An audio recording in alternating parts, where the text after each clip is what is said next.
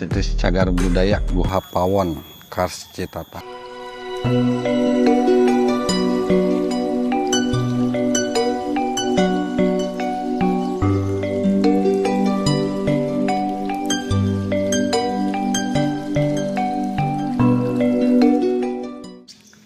Assalamualaikum warahmatullahi wabarakatuh. Kembali lagi di channel Mapai Lembur Kuring bersama saya Manggali dan istri saya ya. Kita berdua dan satu orang lagi bersama Kang Usman. Jadi bertiga sama dengan Bapak siapa ini Bapak? Hendi.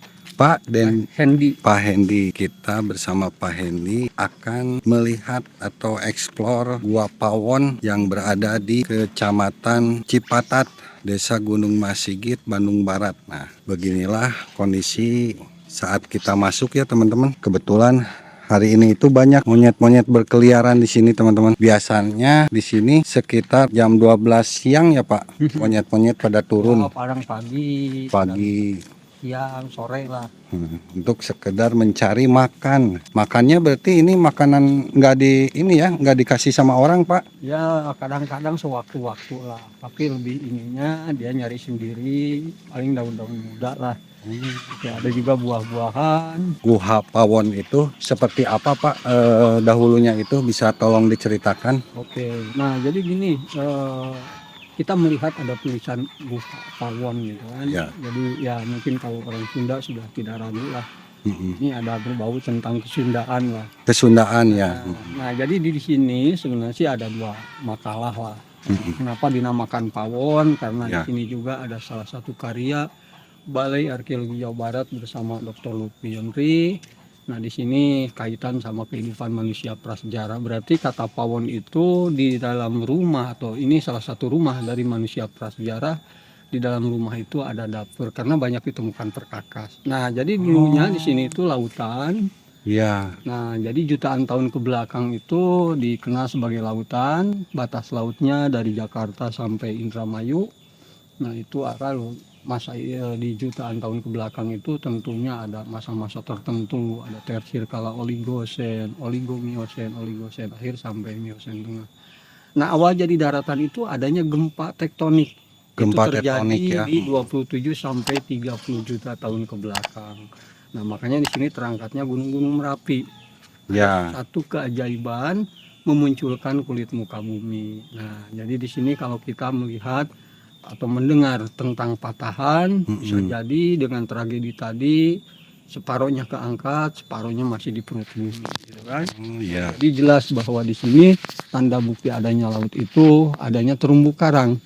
Karena ini sekumpulan gamping-gamping yang ada di dasar laut, makanya terbentuklah kas atau gunung-gunung kapur. Gunung-gunung kapur ya. Kedua adanya fosil koral. Jadi fosil koral itu batuan yang pernah disinggapi sama hewan laut gitu. Nah, bolehlah kita langsung ke dalam goa. Di situ juga ada hasil dari karya Balai Arkeologi Jawa Barat tentang kehidupan manusia prasejarah. Boleh kita cerita di sana seperti apa perilaku kehidupan mereka di dalam rumah yang terletak di Gua Pawon. Teman-teman, seru sekali ya mengenai pembahasan sejarah waktu zaman dahulu di Gua Pawon ini. Jangan berlama-lama, kita lihat saja ke sana ya Pak, ke atas ya. Ke atas. Ya, oke teman-teman, yuk ikutin terus. Ya. Gua Pawon. Oh, kalau kemarin ke sini sempat berarti ini penanggung jawabnya dari Jawa Barat ya Pak? Ini Bandung Barat. Bandung Barat. Masuk ke Pemda lah. Pemda.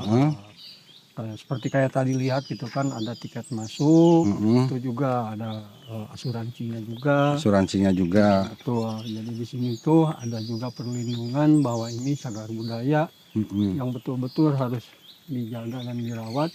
Nah, terutama ya di sini tuh banyak tulisan atau coretan. Ini salah satu vandalisme yang mungkin lah untuk terutama anak-anak sayang kecil sekali ya gitu kan, dianjurkan untuk tidak lebih menambah lagi lah. Sayang sekali banyak tulisan seperti itu karena ini adalah situs prasejarah kita ya. Betul. Aduh mantap Pak, lumayan capek juga Pak jalannya. Betul. Wah, lihat ya teman-teman ke atasnya. Nah ini mulut guanya. Tapi di sini juga sih ada khas untuk hewan seperti kayak tadi salah satunya kera ekor panjang, dan di sini juga ada kelelawarnya. Oh, ada kelelawarnya juga ya? Banyak itulah. Gitu. Tapi tadi saya mendengar pas ada pembicaraan dengan Bapak ini ada kaitannya juga dengan Prabu Siliwangi ya Pak? Ya menurut cerita orang tua sebenarnya ya tertentu zaman kerajaan pastinya lah. Mm-mm. Karena di sini kalau kita melihat adanya Garut itu kan, Ya, kalau Garut. di lagu kan ada lagu Sancang lah. Ya, Nah itu berarti besar kemungkinan sih memang ada kaitan sama zaman-zaman kerajaan. zaman-zaman kerajaan ya. Seperti kayak sekarang kan ada peninggalan benteng-benteng lah. Mm-mm. Ini kan sama zaman Belanda gitu. Lumayan. Capek ya. Aduh. Jarang olahraga kayak gini nih.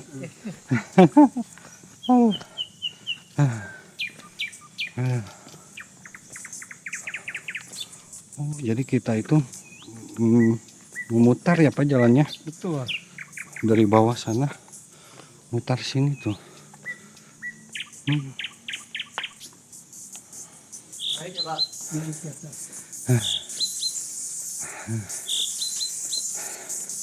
Nah ini salah satu tempat yang mungkin ini salah satu tempat yang betul-betul sangat luar biasa. Jadi diketemukannya manusia prasejarah itu diawali dari sini. Dari sini ya. Jadi tahun 1990 almarhum Pak Budi Bramantio dan rekan-rekan di sinilah menemukan tulang.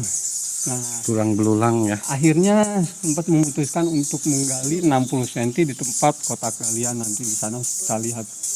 Jadi dari 60 cm itu ada banyak ditemukan perkakas. Praduga pada waktu itu bahwa Gua Pawon ini pernah dihuni sama manusia prasejarah itu. Jadi ini salah satu tungku pembakaran yang mungkin dulunya dipakai sama manusia prasejarah. Ini sangat luar biasa Pak. Ini, di atasnya itu kelelawar dan Betul. atasnya lagi langit. Ada dua sih kelelawar itu, pedan Jawa sama pedan Sunda. Kalau orang Sunda mengatakan lalai badot lah memakan Lalai buah. badot, nah, oh. Nah, ada juga yang memakan serangga yang kecil itu kan. Itu sih. Nah, bolehlah kita lanjut di tempat eksploitasi kehidupan manusia prasejarah di dalam sana nanti. Kita lihat lagi lebih dalam teman-teman. Ini jalan-jalan di Gua Pawon ini makin seru ya. Dengan Bapak Hendi, mantap nih Bapak Hendi, pemandu kita dari kampung apa Bapak? Cibukur nih, ini asli orang Cibukur, Gua Pawon. Ya, nah ini tempatnya. Oke teman-teman, ini dia tempat-tempat prasejarah zaman dahulu. Oh itu ya. Sayang Pak, itu ada tulisan ya, makanya ini sekarang dipagerin ya. Nah ini batas untuk pengamanan. Jadi selama di 2003 penelitian berjalan dengan arkeologi, dan di situ ada Dr. Lutionri sebagai peneliti, terus ada juga kerjasama dengan geoforensik tentunya. Ini ada kaitan sama bisa jadi sih untuk mengetahui jenis kelamin. Nah, ini ya. Nah, jadi di sini tuh sebenarnya ada 7 kerangka manusia. Di 2003 ada 4, 2017 3. Nah, jadi dari 7 kerangka manusia ini masuk ke ras Mongoloid Homo sapien. Ini masuk di Mesolitikum. Nah, yang atas ini 7.300, di belakang kayak batu itu kepala 9.500. Itu 9.000 ya. Nah yang sebelah sini 10.000, yang paling bawah di 12.000 tahun ke belakang. Nah karena ini masuk di masa ribuan, berarti ini kaitan sama cekungan danau Bandung Purba. Jadi dulu ada danau dari Cicalengka sampai Raja Mandala. Salah satu bukti ya mungkin kita mengenal adanya Sang Hyang Kikoro, itu Ya. tempat terbendung dan bobonya Danau Ban Purba, Mhm. gitu kan. Nah, terus di sini catatannya manusia prasejarah ini sudah masuk ke manusia modern. Mhm. Mereka sudah luar biasa, sudah pintar-pintar, gitu kan. Ya, Salah satunya mereka sudah tinggal menetap. tinggal menetap ya. Nah, apa sih alasan mereka tinggal menetap di Gua Pawon atau di rumahnya? Nah, jadi di sini ada dua hal dianggap hal yang sangat penting bagi mereka. Mhm. Setiap pindah tempat mereka mencari salah satunya air sebagai faktor kehidupan utama. Kedua Iya. jurang. Jadi jurang ini menjadi sangat luar biasa. Jadi kaitan sama malam hari lah tentunya. Iya. Jadi menghindari faktor bahaya dari serangan hewan buas tentunya. Mhm. Nah, di sini juga menurut Dr. Lutfi dari satu kelompok itu ya diperkirakan sampai di 30 orang. Iya. Mereka juga mempunyai postur tubuh tingginya sama dengan kita, tapi umurnya malah lebih pendek. Umurnya lebih pendek. Nyampe di 30. Oh, 30 tahun ya. Kenapa mereka mempunyai umur yang sangat pendek? Pertama, izin dari Sang Pencipta untuk mereka seperti itu. Tapi kalau kita menelaah kehidupan yang sekarang kita alami, ya tentunya kita punya dokter atau medis lah. Iya, betul. Paling tidak memang seperti itu. Tapi di sini ada hal yang sangat luar biasa tentunya. Apa? Nah, ini salah satunya tradisi penguburan dengan postur melipatkan diri, gitu kan? Nah, jadi kalau istilah kita ketemu sama tanggal kelahiran kita, apa yang kita rasakan tentu bergembira dan dilakukan ulang tahun. Iya. Tapi bagi mereka ini salah satu, nah inilah mungkin ini juga mengingatkan kita bahwa setiap manusia pernah lahir dari seorang ibu. Jadi postur melipatkan diri ini ada anggapan setiap manusia pernah mengalami dalam kandungan sang ibu, gitu kan? Nah, makanya diberlakukanlah tradisi penguburan dengan postur melipatkan diri, gitu kan. Nah, terus di sini juga ada bekal kubur. Bekal Nah, kubur jadi batu, tumpukan batu yang ada di bawah itu. ya, ini didapatkan dari pesisir pantai yang sangat jauh. Mhm. Nah, contoh misalkan tadi kita cerita tentang danau tentunya. Jadi Iya. mereka tuh keluar masuk tuh lewat tepian Padalarang, Cililin. Mhm. Nah, yang terdekat nyampe di Nagreg. Nagreg. Mhm. Di sana ada Gunung Kendan, di Kendan banyak terdapat batu obsidian. Nah, di sana itu mereka ngambil lalu dibikin kayak pisau, alat serut, mata panah tentunya. Nah, jadi di sini juga diakui para medis sudah memprediksi bahwa pisau bedah pertama ditemukan di Gua Pawon. Salah satunya Pisau bedah pertama obsidian. Itu menurut seorang peneliti Dr. Lutfi Yonri tentunya. dari batu itu ya. Dari obsidian, betul. Obsidian. Nah, terus ada kaitan sama tata cara merias mayat. Mhm. Ada alat perkutor. Perkutor Jadi itu. perkutor itu alat pukul batu yang bisa meramu zat pewarnaan bila mana ada upacara penguburan. Mhm. Contoh kita kan ada kamper tentunya, Ya. kan? Nah, mereka pun sama melakukan hal yang serupa. Jadi mereka itu bisa menumbuk salah satu bahan dari zat padat hingga jadi tepung dan dilulurkan. Bisa jadi pengawet atau pewangi, yang jelas mereka sudah paham hal seperti itu. Iya. Bisa jadi juga supaya si mayatnya tidak pucat tentunya, gitu kan. Nah, itulah. Nah, terus di sini juga mereka juga sebenarnya sudah mengenal adanya pakaian tentunya kan. Iya, pakai. Nah, jadi di sini yang ditemukan dari taring babi hutan. Nah, dari satu taring dibikin dua ujung lancip tentunya. Itu namanya munduk dan satu ujung lancip. Jadi mereka sudah bisa memadukan dan sudah bisa membuat alat penutup tubuh baik dari tumbuhan ataupun hewan tentunya. Nah, terus tadi kita kan melihat kera. Benar, banyak keran. Nah, jadi kita juga melihat bahwa ada salah satu hewan yang tidak punah.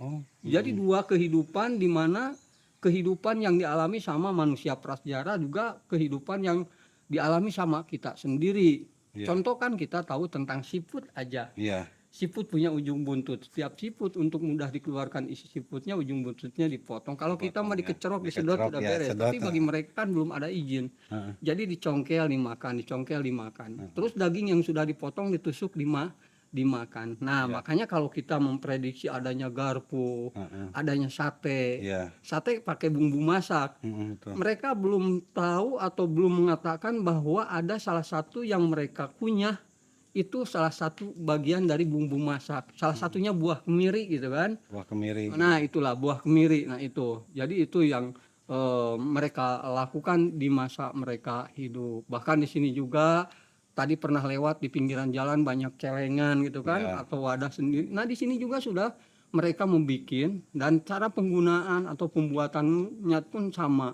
tatap landas, roda putar gitu roda kan. putar. Cuman mereka belum mengenal tentang tulisan, masih fragmen polos itulah. Ya.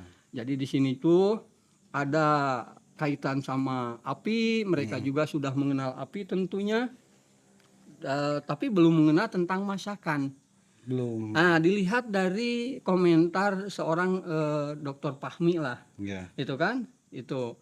Jadi kalau kita misalkan punya daya kunyah lebih ringan karena matang, tapi bagi mereka itu lebih padat gitu kan. Makanya diprediksi tadi kita menjabarkan ada 7 kerangka, tapi nampak 3. Nah, salah satunya untuk bisa menambahkan kerangka lain itu dari salah satunya gigi. Satu gigi tesnya beda sudah masuk di satu kerangka gitu kan. Ya. Nah itulah. Nah kalau kita memprediksi ada anak, ada orang tua gitu kan. Nah di gigi pun ada lubang sebenarnya. Ya. Di anak kan ada susu gitu kan. Ya. Nah di Gigi orang susu, dewasa ya. stupa gitu kan. Nah makanya kenapa orang sudah tua lebih cepat ini rusak giginya. Jadi tingkat kehausan gigi itu lebih cepat merangsang lah. Itulah. Nah makanya ada komentar dari seorang dokter Fahmi, kenapa mereka mempunyai umur yang sangat pendek. Salah satunya itulah punya kestresan di gigi tadi Gigi, gitu kan. ya. Nah Dari itulah. giginya ya. Betul. Faktor gigi. Nah terus selain itu juga ada di sini itu perhiasan, cangkang kerang, taring binatang, sama gigi ikan hiu tentunya. Jadi 3 jenis tadi pas ditemukan sudah ada lubang atau bolongan. Lubang atau bolongan itu supaya mudah memasukkan tali gitu kan. Nah terus di sini ngomong-ngomong juga biasanya ada banyak yang bertanya bagaimana cara mereka tidur gitu kan. Ya. Nah tidur itu sebenarnya hal yang sangat simpel tapi sangat berarti. Ya. Contoh misalkan kita lah misalkan sudah habis main lelah, Ya. pasti sudah pasti nih tidur tuh pasti nyenyak gitu kan. Mm-mm. Tapi yang namanya kita tidur terus terdengar suara nyamuk di kuping, Ya. itu sangat menjengkelkan tentunya. Kalau sekarang kan ada baygon gitu kan, ada segala Autan, macam ya. autan. Nah mereka pun sama sebenarnya sudah lebih sudah bisa istilahnya sudah bisa kalau dibilang mah inilah untuk bisa bagaimana cara mengusir nyamuk gitu kan. Ya. Nah jadi mereka pun tidur itu seperti kayak anak mau camping, bikin tenda. Bikin tenda. Nah, tenda yang mereka bikin itu nyari 4 tongkat. Satunya atasnya disatukan diikat, bawahnya dikasih jarak ya sama-sama tumbuhan lah, daun-daun gitu kelilingnya. Nah, di depannya itu diutamakan bikin api unggun. Cara mengusir nyamuk mereka itu membakar ranting-ranting yang tidak terlalu kering, jadi asapnya sewaktu-waktu masuk ke tendanya gitu kan. Nah, itulah. Nah, itu yang bisa kita sampaikan, dan kita juga akan menuju ke bagian depan dari rumah manusia prasejarah. Jadi di situ nanti bisa dilihat ada beberapa jendela yang terakhir itu sangat indah sekali, dan di situ tentunya banyak momen bagi mereka. Bolehlah kita lihat saja ke sana. Ngomong-ngomong Pak, kalau misalkan tentang kerangkanya sekarang itu tersimpan di mana Pak? Kerangkanya menurut Dr. Lutfi Yondri itu di Cinunuk Cibiru, Ya. tapi tidak di kantor, tapi dekat di sekitaran sana lah. Ya. Tadinya mau disimpan di Sri Baduga, Sri Baduga. karena lebih penuh katanya. Oh penuh ya. Nah jadi di situ juga sebenarnya tuh kerangka yang asli itu lebih rapuh. Karena kalau kita prediksi waktu tersimpan di dalam tanah itu lebih kuat. Selain kejepit tanah belum kena oksigen. Menurut tutur kata seorang dokter Lutfi, nah itu ada sedikit pengubahan lah, lebih rapuh katanya.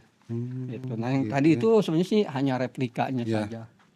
Berarti ini kontur batunya ini dari zaman dahulu udah seperti ini ya Pak? Sebenarnya kalau kita melihat dari segi berjalannya waktu, tentunya bisa ada sedikit pengubahan. Karena kalau yang namanya gua itu tidak lepas dengan adanya keringat bumi lah, tetesan keringat bumi, ya paling sih untuk bisa menambahkan adanya stalaktit itu kan yang Stalaktit, di atas, ya betul. stalagmit ataupun sinter Sinter. ya, tiang gitu kan Ya. menyatu lah. Adapun di sini juga, nah ini bisa dianggap kulit batunya kekuning-kuningan. Ya betul, Jadi ini di emang musim warnanya hujan itu gak gini ya. air dari Stone Garden itu jatuhnya di sini. Oh. Nah ini salah satu keunikan alam yang mungkin kalau kita melihat varian warna, Heeh. tentu ini salah satu nilai yang sangat luar biasa. Dan ini juga dimanfaatkan sama para pemanjat tebing, itu kan ada jalur-jalurnya. Biasanya hari Minggu lah kalau lagi. Oh iya betul, ini banyak. buat pemanjat tebing ya, Betul. bisa juga nih. Tapi memang nggak apa-apa ya, ini emang nggak ngerusak gitu Pak ya. Sebenarnya selama mereka bisa menjaga, mengutamakan keselamatan, dan di sini juga ya kita juga terutama sih ya mengingatkanlah Iya. kepada para pemanjat. Mm-mm. Ini kan jalurnya memang sudah ada dan bisa boleh untuk bisa dipakai, tapi yang jelas kalau untuk menambah jalur baru di situ disarankan harus ada izin dulu sama Dinas Pariwisata, takutnya ada inilah Retakan-retakan retakan batu ya. rusak gitu kan. Nah itu yang bisa kita disampaikan di sekitar inilah batu lah yang ada kaitan sama para pemanjat tebing. Silakan kalau hobi ini malah menurut kita itu sangat luar biasa, dan ini juga salah satu pemanfaatan yang harus dilaporkan ke dinas terkait itu kan. Ya, selama betul. ini Gua Pawon itu punya pemanfaatan selain yang sudah ada itu, apalagi salah satunya mungkin ini juga lah. Nah itu boleh Baik, kita Pak. langsung ke Baik, Pak. jendela. Mantap. Duh. Akar-akarnya ini, wah, Ini tangkal binong. binong.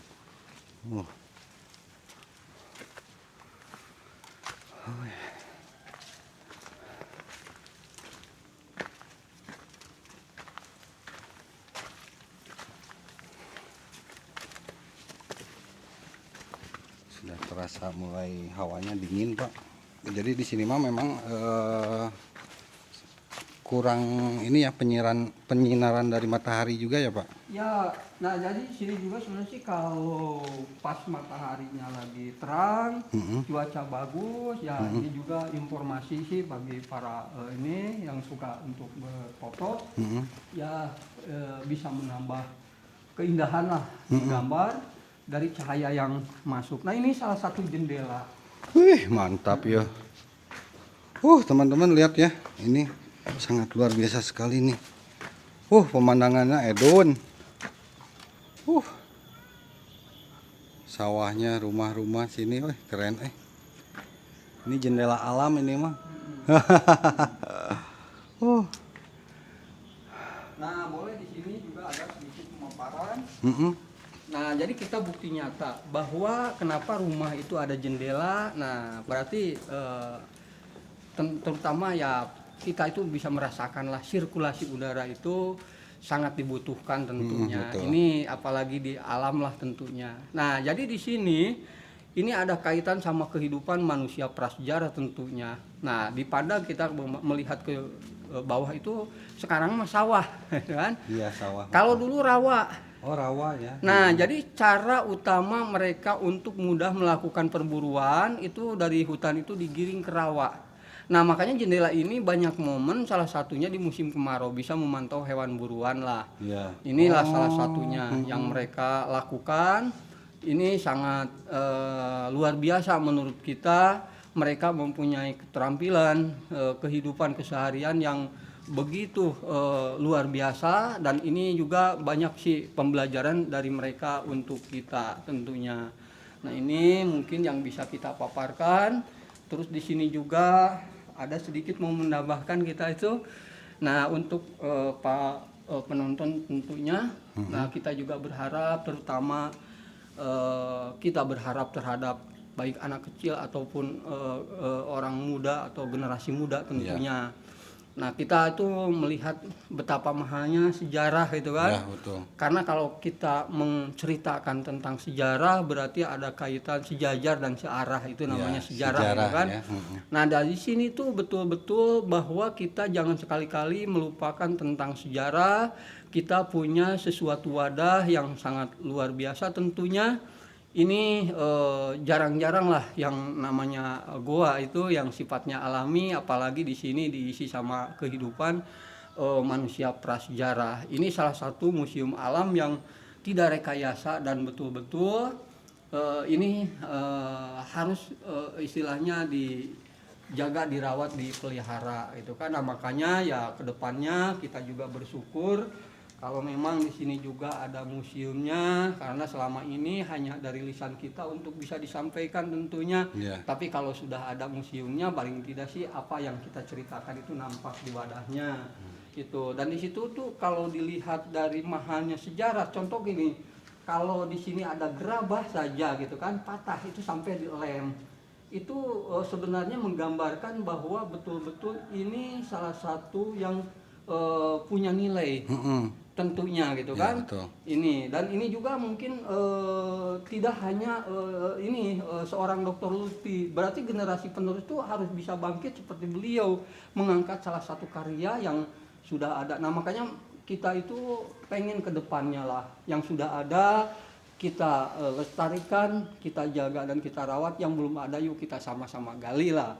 Dan di sini juga terutama sih ya ke depannya kalau memang Allah mengizinkan ada bincang menuju ke desa wisata, harapan kita juga tetap diutamakan tujuan dari para wisata itu mengangkat perekonomian warga. Jadi di sini ada kesempatan untuk ciri khas makanannya apa, aksesorisnya apa. Paling tidak sih orang yang berkunjung itu punya kenangan lah dari Gua Pawon. Nah, makanya di sini alam yang ada di sekitar itu menggambarkan dari segi yang asli hutan, bahwa di sini itu dibikin sesuatu yang menurut kita ini mah cuman wah ini mah cuman gitu, tapi bagi mereka lain. Upacara adat misalkan, ya itu sebenarnya menambah sesuatu yang mempunyai nilai yang sangat luar biasa tentunya. Nah, ini Pak, ngomong-ngomong tentang Gua Pawon ini kan istilahnya tahu kan gubernur kita itu Pak Deddy Mulyadi. Nah, Pak Deddy Mulyadi itu desa diurus, kota ditata. Nah, seperti itu. Betul. Bapak kan sebagai pemandu di Gua Pawon ini kesannya seperti apa? Harapannya kepada pemerintah kita? Sebenarnya kita bangga lah terhadap para pemimpin kita, baik yang sudah ataupun yang baru tentunya, karena setiap pemimpin itu punya istilahnya itikat yang luar biasa tentunya gitu kan. Nah, jadi di sini itu sebenarnya desa tertata itu ya sangat luar biasa menurut kita. Yang jelas, nah di sini itu tetap kita utamakan bahwa masyarakat itu ada di dalamnya bisa merasakan dari dampak yang ada manfaat. Paling tidak ya menurut kita sih faktor perekonomian itu kan.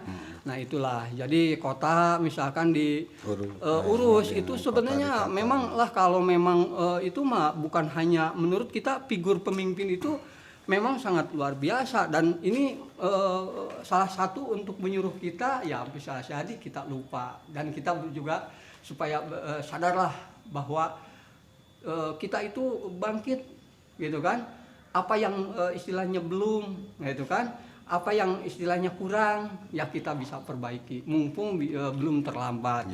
Yang jelas selama pemimpin kita mengedepankan sesuatu ide yang sangat bermanfaat dan bagus, tentunya kenapa enggak kita dukung lah, kita dukung. Yang jelas kita sebagai masyarakat kecil bisa merasakan dampak manfaat yang diberikan. Menurut kita itu hanya itu aja sih. Jadi ini dulu tempat syuting Gending Sriwijaya ya Pak? Nah, film yang zaman dulu. masih baru itu ada Kujang Mas, itu very prima. Kujang Mas. Nah, banyak di sini itu si buta dari Gua Hantu gitu kan. Oh, Yang film-film kerajaan mah suka kepake lah itu. si buta dari Gua Hantu, si buta dari ini Citata ada. Wira Sabla nggak kesini? Jadi Pak dulu pernah banyak artis syuting di sini? Ya, kita kenal sama ya paling tidak sih Matias Mucus, Sahrul Gunawan, ada juga almarhum Mbak Jupe gitu kan. Dulu itu sampai ya kemarin-kemarin sih ada dari Prima lah. Oh, yang terakhir. Yang sempat ketemu sama kita, cuman pada waktu itu ya kita itu tidak sampai tuntas memandunya. Kalau yang pernah sih bikin kayak sedikit horor-horor, kita pernah sih 3 malam menjaga di sinilah untuk di dalam gitu. Pada waktu itu kita kebetulan dibutuhkan dan ya bolehlah kita bisa menjaga gitu kan. Jadi Gua Pawon ini banyak dikunjungi para artis, terutama buat syuting film. Syuting, nah itu. Jadi ya silahkanlah kepada siapa saja yang membutuhkan tempat, salah satunya ya Gua Pawon. Ini bisa dipakai untuk ya istilahnya inilah untuk bikin kayak produk film tentunya gitu kan. Masyarakat merasa senang tentunya. Selain pengalaman baru, ilmu baru gitu kan. Ya setidaknya sih masyarakat kalau dibutuhkan untuk bisa membantu, kenapa enggak lah, ada tambahan lah gitu kan untuk kubah gitu. Kesan pertama datang ke ini Gua Pawon seperti apa? Kesannya sangat menakjubkan gitu. Jadi nuansa alam dan peninggalannya masih asri gitu, masih terjaga. Masih terjaga ya. Dari mana ini dengan siapa namanya? Gigin dari Bandung. Dari Bandung. Agigin dari Bandung. Tahu Gua Pawon ini dari? Saya dari dari sosial media. Sosial media ya. Jadi mau nyoba ke sini. Penasaran seperti apa Gua Pawon itu. Nah, setelah datang ke sini Gua Pawon memang betul-betul menakjubkan ya Ayah. Mantap, terima kasih ya. Atur nuhun. Biasanya kalau hari Minggu atau Sabtu Pak, berapa orang Pak yang datang ke sini biasanya? Kalau lagi kebetulan mah ada travel Jakarta biasanya rutin Sabtu. Ya sekitar sih kalau memang sih ini mah ya sekitaran ada kadang 100, kadang 30. Dan di sini juga ada homestay-nya juga ya Pak? Ada homestay itu yang punya ya Bu Yeti lah. Bisa dipakai di situ juga untuk 100 orang masuk. 100 orang masuk. Dan itu sudah berjalan sih udah lama juga. Oke Bapak, kalau misalkan para netizen misalkan pengen datang ke sini, boleh di-sharein Pak nomor handphone Bapak nanti biar pada netizen itu bisa langsung menghubungi Bapak langsung gitu. Berapa nomornya Pak? Boleh, kalau memang diperlukan nomor kita itu 0831 6377 9615. Nah, gitu teman-teman. Kalau kalian mau reservasi ke sini ya untuk mengenal Gua Pawon, tinggal hubungi Pak Hendy. Gitu ya. Cukup sekian dulu ya di perjalanan kali ini bersama Bapak Hendy. Bapak Hendy, terima kasih Pak Hendy atas waktunya. Pembukaannya cukup jelas sekali. Cukup jelas, mantap. Pokoknya jangan lupa ya teman-teman, dimanapun coba datang ke Gua Pawon ini karena cukup menarik ya untuk disimak sejarah kita zaman dahulu. Sekian ya Pak. Assalamualaikum warahmatullahi wabarakatuh.